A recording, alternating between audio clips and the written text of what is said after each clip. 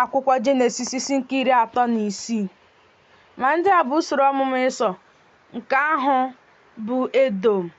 Ịsọ lụrụ ndị inyom ya site n'ụmụ ndị inyom Kenan: Eda nwa nwaanyị Elọn onye Het, na Oholibama nwa nwaanyị Ana, bụ nwa nwaanyị Zibiọn onye Havite, na Basmat nwa nwaanyị Ishmel, nwanne nwaanyị Nebaiot. Eda wee mụọrọ Ịsọ Elifaz. Basmat mụkwara Ruel. Oholibama mụkwara Jeush na Jalam na Kora. Ndị a bụkwa ụmụ ndị ikom Ịsọ, nke a mụrụ nye ya n'ala Kenan. Ma Ịsọ chịrị ndị inyom ya na ụmụ ya ndị ikom na ụmụ ya ndị inyom na mmadụ niile nke ụlọ ya na anụ ụlọ ya na anụmanụ ya na ihe niile o nwetara, nke ọ kpatararị n'ala Kenan. O wee si n'ihu Jekọb bụ nwanne ya jee ala ọzọ, n'ihi na akụ ha yiri nne karịa ibikọ n'otu nke ọnọdụ ọbịa ha niile apụghị ekwe ịnagide ha n'ihi anụ ụlọ ha. Ịsọ wee biri n'ugwu Sia. Ịsọ bụ Edọm. Ma ndị a bụ usoro ọmụmụ Ịsọ nna Edọm n'ugwu Sia. Ndị a bụ aha ụmụ ndị ikom Ịsọ: Elifaz nwa Eda nwunye Ịsọ, Ruel nwa Basmat nwunye Ịsọ.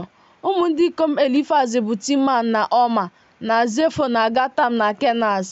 Timna bụkwara Elifaz nwa Ịsọ iko nwanyị. Ọ mụọra Elifaz Amalek. Ndị a bụ ụmụ ndị ikom Eda nwunye Ịsọ. Ndị a bụkwa ụmụ ndị ikom Ruel: Nahat na Zera na Shama na Miza. Ndị a bụ ụmụ ndị ikom Basmat nwunye Ịsọ. Ndị a bụkwa ụmụ ndị ikom Oholibama nwa nwaanyị Ana, bụ nwa nwaanyị Zibiọn nwunye Ịsọ. O wee mụọra Ịsọ Jeush na Jalam na Kora. Ndị a bụ ndị isi nke ụmụ Ịsọ. Ụmụ ndị ikom Elifaz ọkpara Ịsọ: Timan onye isi, Ọma onye isi, Zefo onye isi, Kenaz onye isi, Kora onye isi, Gatam onye isi, Amalek onye isi. Ndị a bụ ndị isi Elifaz n'ala Edọm. Ndị a bụ ụmụ ndị ikom Eda. Ndị a bụkwa ụmụ ndị ikom Ruel nwa nwoke Ịsọ: Nahat onye isi, Zera onye isi, Shama onye isi, Miza onye isi. Ndị a bụ ndị isi Ruel n'ala Edọm. Ndị a bụ ụmụ ndị ikom Basmat nwunye Ịsọ. Ndị a bụkwa ụmụ ndị ikom Oholibama nwunye Ịsọ: Jeus onye isi, Jalam onye isi, Kora onye isi. Ndị a bụ ndị isi Oholibama nwa nwaanyị Ana nwunye Ịsọ. Ndị a bụ ụmụ Ịsọ. Ndị a bụkwa ndị isi ha. Nke ahụ bụ Edọm. Ndị a bụ ụmụ ndị ikom Sia onye Hoa, ndị bi n'ala ahụ: Lotan na Shoba na Zibiọn na Ana na Dishọn na Ezad Dishan. Ndị a bụ ndị isi ndị Hoa, ụmụ Sia na ala Edọm. Ụmụ ndị ikom Lotan bụ Hori na Himam. Nwa nwaanyị Lotan bụkwa Timna.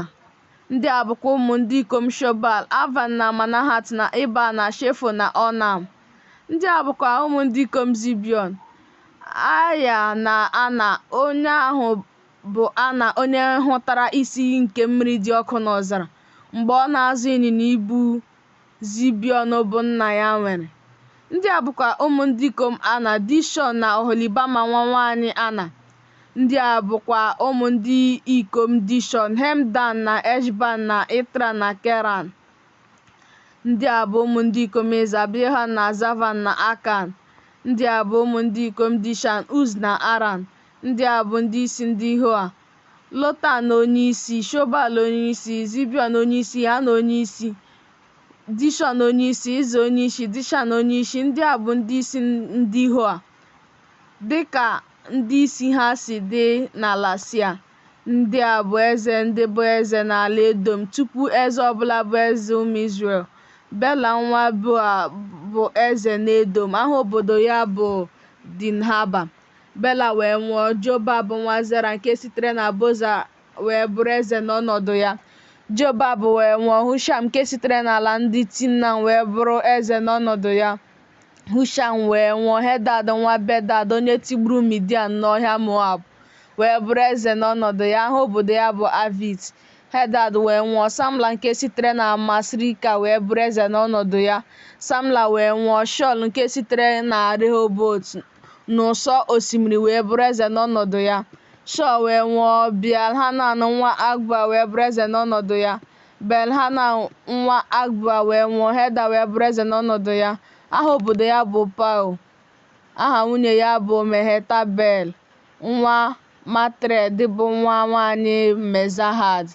Ndị a bụkwa aha ndị isi Ịsọ, dịka agbụrụ niile nke ha si dị, dịka ebe niile si dị, na aha niile: Timna onye isi, Ava onye isi, Jetet onye isi, Oholibama onye isi, Ela onye isi, Pinon onye isi, Kenaz onye isi, Teman onye isi, Mizpa onye isi, Magdiel onye isi, Eram onye isi. Ndị a bụ ndị isi Edọm, dịka ebe obibi ha si dị na ala onwunwe ha.